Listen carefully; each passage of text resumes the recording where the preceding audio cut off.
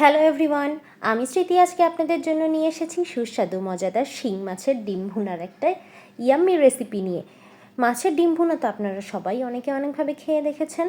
একবার এই process follow করে শিং মাছের ডিম ভুনা খেয়ে দেখবেন, আপনাদের অবশ্যই অনেক ভালো লাগবে। দেখুন, আমি একটু কাছ থেকে দেখিয়ে দিচ্ছি এটা কতটা লোভনীয় হয়েছে। এটা দেখতে যতটা লোভনীয়, খেতে কিন্তু মাশাআল্লাহ অনেক বেশি টেস্টি হয়।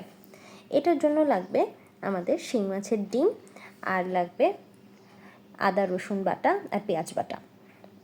এখানে আমি বেশ কিছু শিং মাছের ডিম নিয়ে নিয়েছি।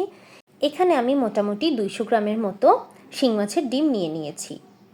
এই 200 গ্রামের অনুযায়ী আমি এখানে ব্যবহার করব 2 টেবিল চামচ পরিমাণের আদা রসুন বাটা আর 2 টেবিল চামচ পরিমাণের পেঁয়াজ বাটা। ডিমগুলোকে আমি সুন্দর করে ধুয়ে পরিষ্কার করে রেখে দিয়েছি।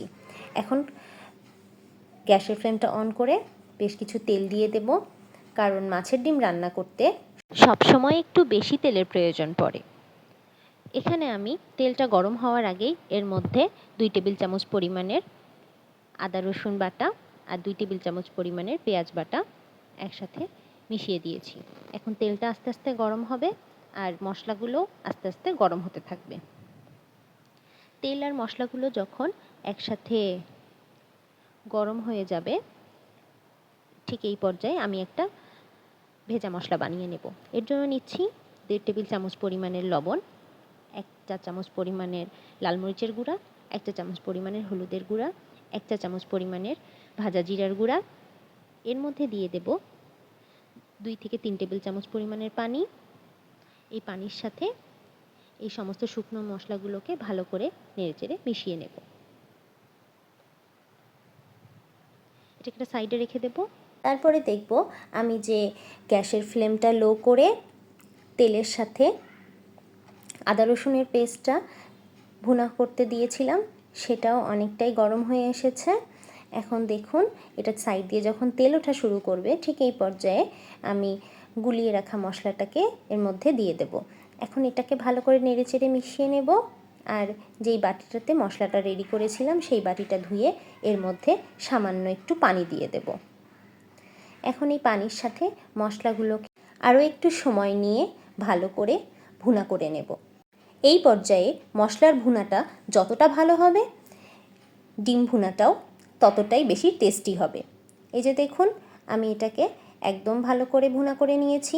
যখন দেখব চারপাশে থেকে তেল ছাড়তে শুরু করেছে, সেই পর্যায়ে ধুয়ে রাখা ডিমগুলোকে এর মধ্যে দিয়ে দেব। ডিমগুলো দিয়ে ভালো করে নেড়েচেড়ে মিশিয়ে নেব আর লো ফ্লেমে ঢাকনা দিয়ে ঢেকে ঢেকে কিছুক্ষণের জন্য রান্না করে নেব। 3 থেকে 4 মিনিট পর ঢাকনা তুলে দেখব যে পানি অনেকটাই শুকিয়ে গেছে। ঠিক এই পর্যায়ে আমি খুবই সামান্য পরিমাণের পানি এখানে অ্যাড করব। এখানে আমি হাফ কাপ পরিমাণের পানি অ্যাড করে দিয়েছি। এখন এই পানির মধ্যে ডিমগুলোকে আমি সিদ্ধ হতে দেব। এ পর্যায়ে গ্যাসের ফ্লেমটাকে আমি হাই করে 3 থেকে 4 মিনিটের জন্য রান্না করে নিয়েছি। এই যে দেখুন, পানি কিন্তু অনেকটাই শুকিয়ে এসেছে। এই পর্যায়ে বারবার করে ঢাকনা দিয়ে ঢেকে ঢেকে রান্না করে নিতে হবে, আর গ্যাসের ফ্লেমটাকে আপনারা মিডিয়ামে রেখে দেবেন। এই পর্যায়ে যখন দেখবেন পানি একদমই প্রায় শুকিয়ে এসেছে, ঠিক সেই পর্যায়ে আবার আমি এর মধ্যে 2 থেকে 3 টেবিল চামচ পরিমাণের তেল অ্যাড করে দেব। কারণ আমি আগেই বলেছি, মাছের ডিম রান্না করতে একটু বেশি পরিমাণের তেল প্রয়োজন হয়।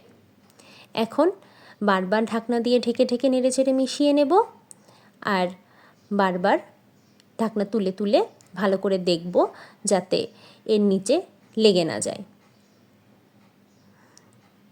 এখন একদমই পানি প্রায় শুকিয়ে এসেছে।